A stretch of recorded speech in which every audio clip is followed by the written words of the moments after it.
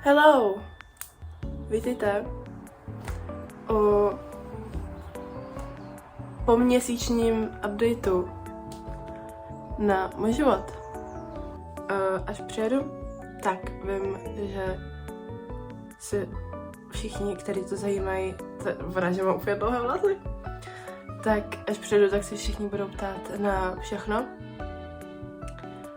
A takhle pro ty, kteří to zajímá, tak budete mít aspoň nějaký přehled nebo nějaký základní informace o tom, jak se mi to žije, abych to nemusela všem vyprávět od úplného začátku. A taky už se nepamatuju, co jsem komu říkala, nebo posílala, nebo vyprávěla. Takže to je takové shrnutí základů a prvního měsíce v Irsku. Taky mě dostihla moje anuální, každoroční, podzimní, zimní kašel, chřipka věc. Takže už týden tady dopuju práškama, které mi maminka poslala z domova. A jsou moje výzdoba. Nejde to vidět, pač tady židle. Ale to je dobře, pač tam je bordel, rozházený malovátka. Součást. Tady ta hořejší část je docela v pohodě. To mám taky prášky. Also mám na svém tabletu připravené poznámky, abych na nic nezapomněla. A taky jsem si poprvé barvila hlavu sama. Tady to teda vypadá úplně černý, ale není to úplně černý. Tady takhle je to takový tmavě modrý a tady teda to je docela jako černý, ale to nevadí, ale zvládla jsem to sama. Ale nedoporučuju. Pořiďte si nějakého kamaráda nebo maminku na barvení vlasů, nedělejte to sami. Budete barevný vy a ne vaše vlasy. Začněme od úplného začátku. Doprava, jakože MHD, mimo MHD věci, busy, všechno. Hlavně busy. Zlatý Karlovy Vary, to vám řeknu. Ty kráso. Musíš buď to hotově platit, neřeknou ti kolik, někdy řekneš, na jakou zastávku jedeš, někdy neřekneš nic, nebo můžeš mít kartičku, jenom jakože jednorázovou, jako lítačku, ale kartičku, fyzickou, nebo můžeš si koupit nějakou jakože celoroční lítačku, ale taky je to kartička. Takhle, když to vysvětluju, tak to zní technicky stejně jako u nás, ale je to strašně matoucí. Pač nikdy nevíš. Možná to jsem actually jenom já, protože mě trvalo 4 roky na střední, než jsem se naučila pořádně jezdit MHDčkem ve Varech. Takže možná proto je to pro mě takový problém a možná pro ostatní lidi to je vlastně úplně normální. Ale já nevím. Já prostě hromadná doprava je něco, co bude asi doživotně můj největší problém. Ale tak nevadí. Samozřejmě s dopravou přichází i jiný směry. Páč tady jezdí vlevo. To ale také znamená, že na kruháčích jezdí vlevo, že odbočují z jiných směrů, že se musíte rozhlížet na silnici jinými směry. Já jsem doteďka měla velký strach a fobii z přecházení přechodů z jistých důvodů a situací, které nebudeme jmenovat. Já nechodím sama přes přechod. Já vždycky počkám, až někdo jiný jde a jdu za ním, nebo prostě s lidma chodím. Já tady nemůžu chodit sama přes přechody, já už jednou mě malo srazilo auto. A autobusáci tady jezdí jak magoři. Úplně snad 120 km/h.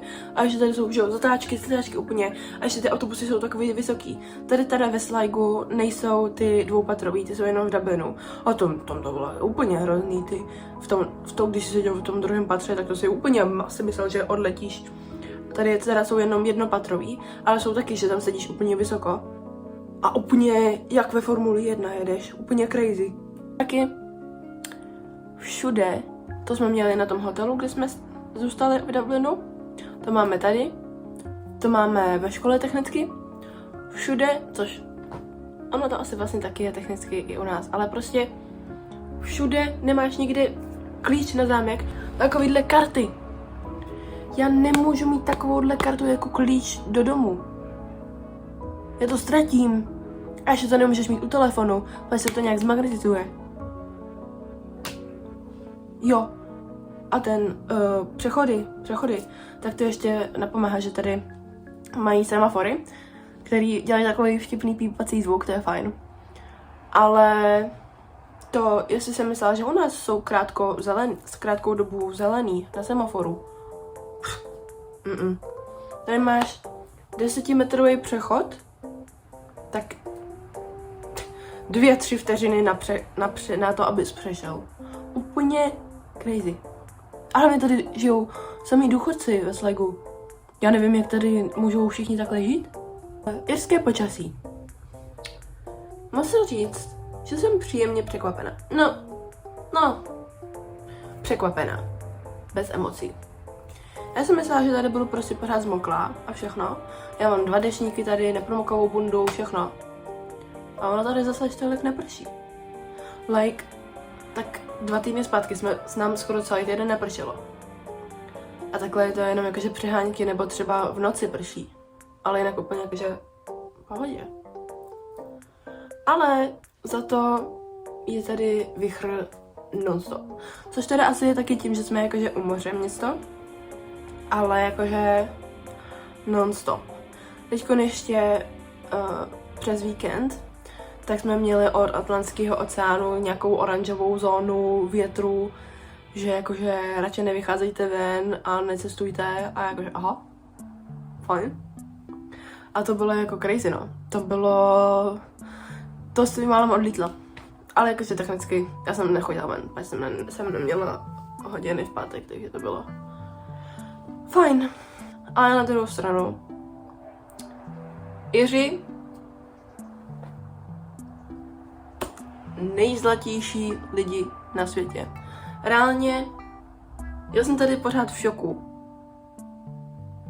Páč jsem zvyklá samozřejmě na Čechy, který tě pomalu ani nepozdraví, nepoděkujou nic.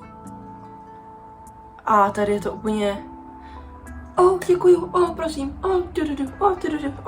mějte se hezky, oh my god, teď jsem byla asi před měsícem nebo kdy v lékárně a úplně, tam paní úplně, s tím potřebujete pomoct, prosím vás, já se jmenuji Sonja, vy tady studujete, počkejte, já vám dám ještě tady free věci, úplně, děkuju, what the fuck, nesmím být prostá. Úplně strašně zlatý.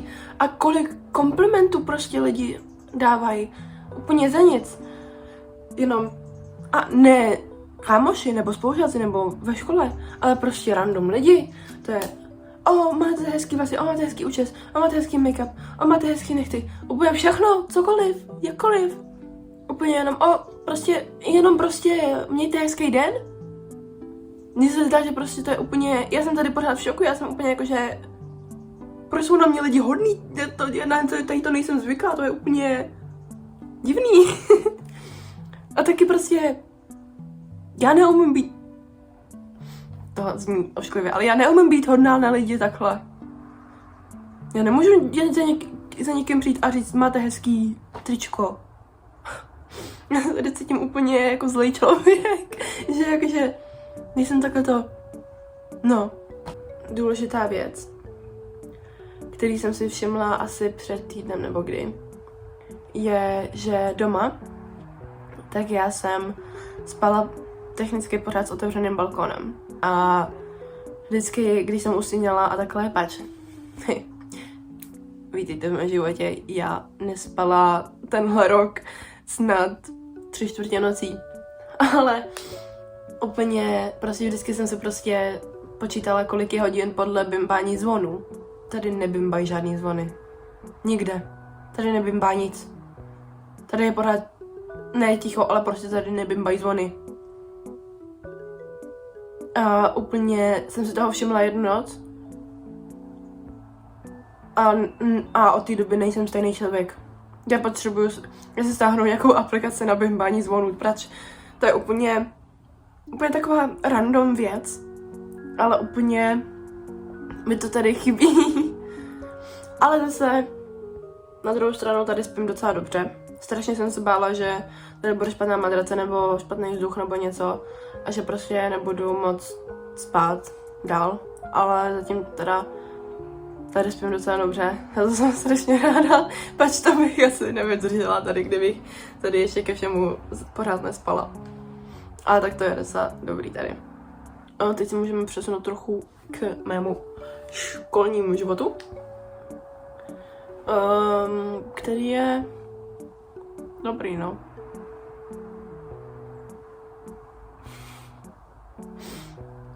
Pecka. Musím teda říct, že naštěstí mám teda normální lidi ve třídě, jakože žádný zlý, ošklivý, hnusný, škaredý, emočně manipulativní lidi, což je fajn. Říkala jsem vám některým, že mám jakože už kamarády úplně jakože besties. Možná jsem trochu přeháněla. Ne, že bych měla... bavím se tady s lidma. Kamarády bych je nenazývala. To zní hrozně jako... Ale no. To je tak. Ale jsou tady hodný lidi. Což je fajn. Ale na prvním dni v naší třídě ty kráso, jeský jména? Hrůza. Já vám tady budu dávat, jak se to píše a jak se to vysloví, jo? Někteří jsou normální, jako Harry, Regan, Oscar, Faith, Molly, Rihanna. A pak tady máme Blanit, Roan, Aoife, Owen. Co to je? A taky mám ve třídě 3 Češky. Jsou teda všechny 3 v jiné skupině. Opačně jakože A a B skupina. Oni jsou v Ačku, já jsem v Bčku. Taky v tom Bčku jsem... nejsem tam jediná. Jsme tam jenom 2. Ne z Irska. Já a Vladimír. Ten je z Ukrajiny. A ty 3 Češky, tak ty jsou v té druhé skupině, kde je ještě víc mezinárodních studentů. A tady jsem jakože technicky jediná. To je fajn. A ty Češky taky jsou taky v pohodě. Nina, Magdalena a Lucka. Taky jsou fajn. Nejvíc jsem se zatím bavila s Ninou. Takže to s náma byla i venku a tak. A to je fajnová. Všichni tady jsou fajnoví. Jenom nevím, to je právě ono. Oni jsou zvyklí prostě takhle komunikovat a být free a být happy a být všechno. Já jsem zvyklá z Česka prostě být samostatná jednotka. Tohle není nic pro mě. Projdeme si tak nějak moje předměty. První máme acting, hraní. To máme rozdělený na 2 hodiny. Jedna je taková jakože víc pohybová a druhá je víc mluvící. Tak. Ta hrací pohybová je docela fajn. To máme vždycky v pondělí ráno. Tak to je takový, že nejdřív se jakože protáhneme a potom prostě děláme různý pohyby a učíme se pracovat jakože prostě s centrem těla a tak. A potom ta mluvící acting hraní. Předem chci podotknout, když si do toho pustíme dál. Když jsem si originálně dělala přihlášky, tak tam byla přihláška divadelní studia, divadelní design a divadelní studia hraní. Já jsem měla jako první ty divadelní studia design. Ale oni to letos spojili. Takže v prvním roku, prváku, máš oboje, od všeho něco, a v druháku se rozhodneš, jestli chceš design nebo hraní. Chci ten design.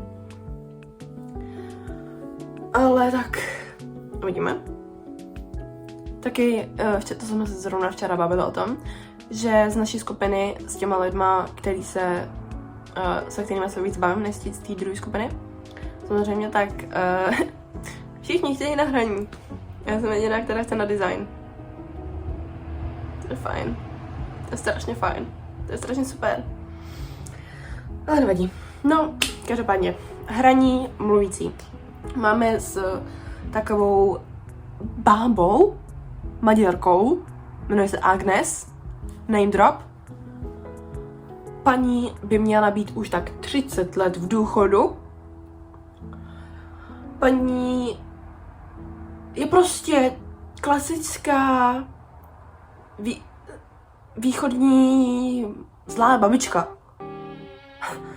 Like, já nevím, jak to jinak popsat. Prostě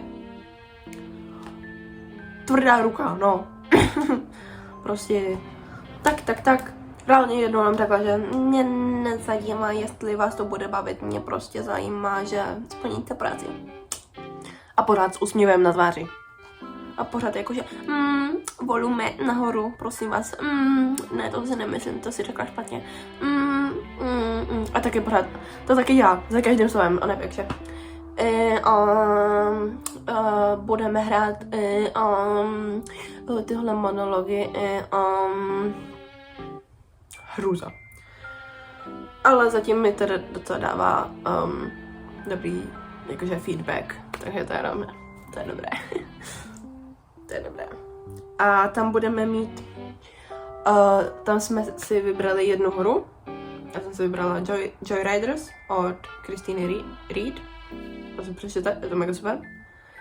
A z té si máme vybrat jednu postavu, na to jsme udělali analýzu toho charakteru. V úterý jsme měli hot seat, což je, že prostě sedíme v kroužku a vybere si prostě tebe, jednoho, a ty musíš být ten charakter. A ona se tě, nejdřív se teda představíš jako ten charakter, jakože jmenuje se to a vyrůstala jsem takhle a teď dělám tadyto a stalo se mi tadyto, a ona potom je. Jak se jmenuje tvůj táta? Prostě ptá se tě na věci, které některé byly v té knížce a některé prostě absolutně nebyly zmíněny. Mě se třeba ptala, jakou práci vykonává tvůj otec? A já nevím. No a odpověď vlastně je tamhle ve fabrice. Ale prostě musíš jet random odpovědi. A z té hry tak budeme mít jeden monolog, který v prosinci budeme předvádět. Potom máme s naším takovým technicky hlavním učitelem, kdybych ho tak nazvala, je to nějaký, myslím, šéf tady toho programu nebo takhle nějak. S ním máme introduction na drama a literaturu. Mega cool, chill učitel. Love him. Všichni ho máme rádi, je to strašně chill guy, úplně love him. A teď nám dal akorát 3 knížky, ze kterých jsme si měli vybrat jednu. Já jsem si vybrala Franz Kafka Metamorphosis. Samozřejmě. A z ní budeme dělat nějakou jakože asi 10minutovou prezentaci na konci semestru. A teď akorát za 2 týdny máme udělat nějakou prezentaci tak na 2-3 minuty na cokoliv. Já potřebuju zadání. Tady je všechno strašně free. Já potřebuju zadání. Prosím. Všechno je tady strašně free. Potom máme hlas. Voice. Což je spojený voice and movement. Ale máme na to 2 učitele a je to jakože voice, hlas a potom movement, pohyb. Voice. Hlas je hlas. Děláme tam jazykolemy a brrr, a š, a š a z a a takovýhle věc.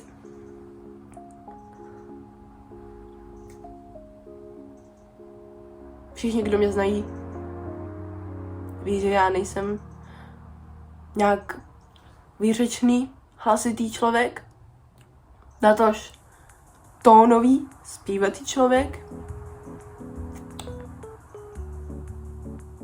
Takže tahle hodina mě asi zabije. A na to máme teď taky básničku, která je samozřejmě taky taková jazykolamová. A no, nevím, jak to zvládnu. Máme se to naučit jakože spíš jako vyprávění a ne jako básničku, což je ještě horší. Každopádně jdeme na to. Je to o...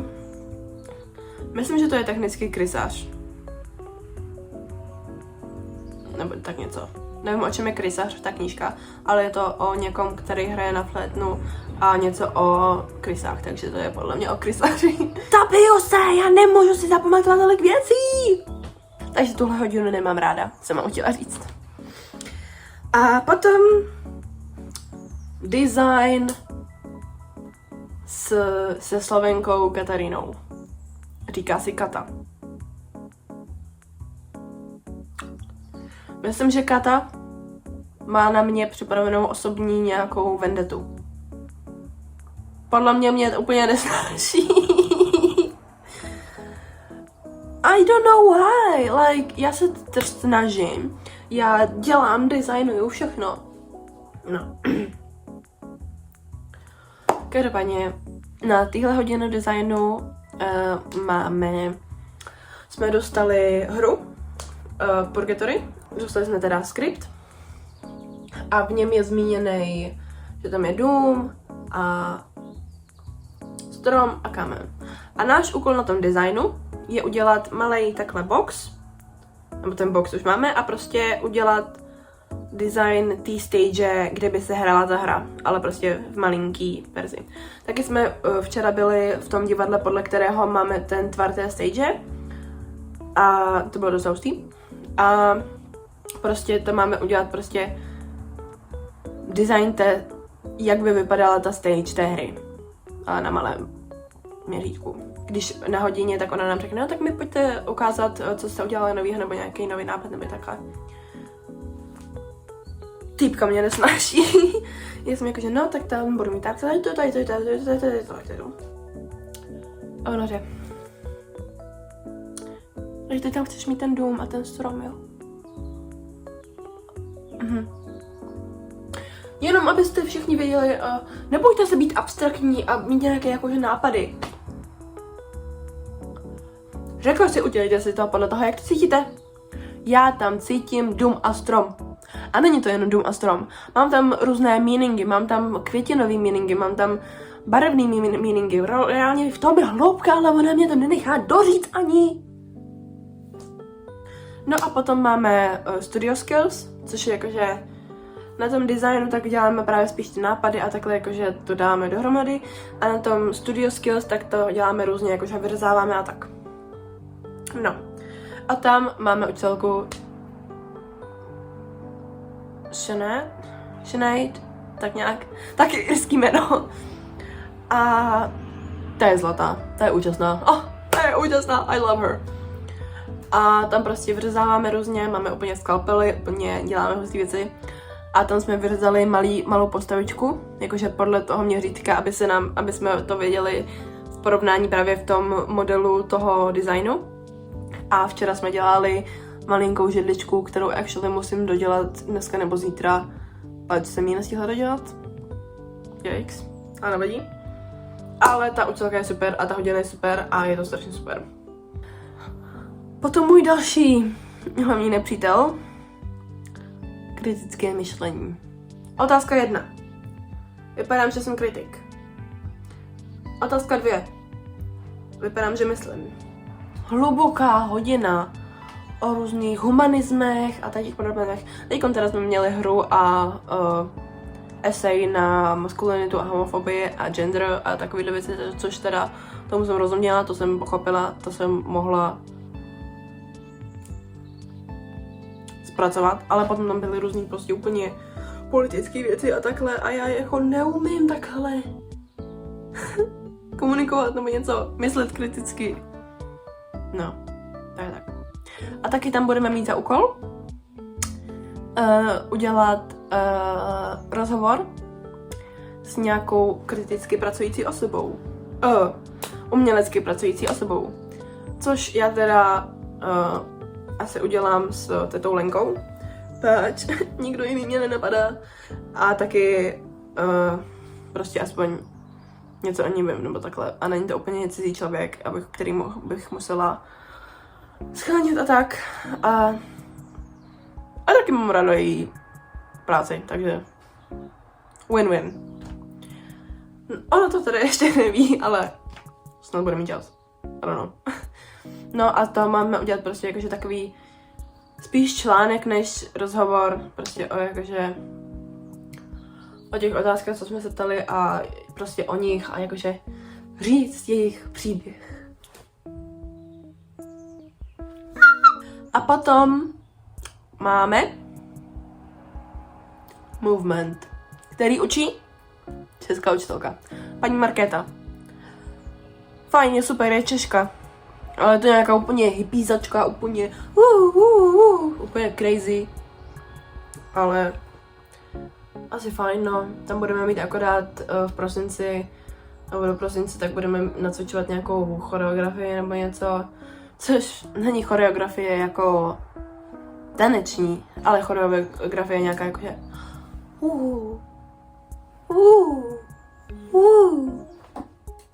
Takže zase takový fajn to nebude. Speaking of tanec, přihlásila jsem se do Dance Society, což je super. Je to každý úterý, teda od 7 do 9, což je těžký, páč ten den máme zrovna schronej další rozvrh, ale zatím to zvládám. Teď v úterý jsem teda byla nachcípaná, takže to bylo takový silný, ale super. A to je právě víc hip-hop a house a tak. Minule jsme taky dělali to, jsme se učili Vogue, což bylo super. Taky náš obor, Performing Arts, není zkouškový obor, takže nemáme žádné zkoušky. A jak nás hodnotí a tak to máme právě na některých takhle těch předmětech, na skoro všech těch předmětech, tak máme nějaký takhle jakože zadání nebo prezentaci nebo nějaké představení nebo takhle, což je třeba 50-60%, nebo i míň. A jinak, z čeho nás hodnotí, je dochvilnost, absence, aktivita v hodině, feedback, nějaký osobní rozvoj a takhle. Což se může zdát super. A pro většinu lidí asi je. Ale já potřebuju přesný zadání a testy a správný odpovědi. Já nevím, proč jsem šla. No. Je tak. Takže to bude ještě hustý. Ale taky, protože nemáme žádný zkoušek nebo tak máme automaticky další prázdniny. Což je super, páč máme prázdniny teďkon ten Reading Week před Halloweenem, tak to máme týden. Potom máme od 19. prosince do 19. ledna. Nejspíš, možná ještě dřív v prosinci pojedu domů, to ještě uvidíme. A to jsou potom velikonoční máme od 30. března do 10. dubna. Super. A v té době půjdu na Louisho koncert, jo. To bude super. A potom 1. května končí výuka. Což nevím, jestli přímo 1. května budeme jakože úplně konec, ale počítám s tím.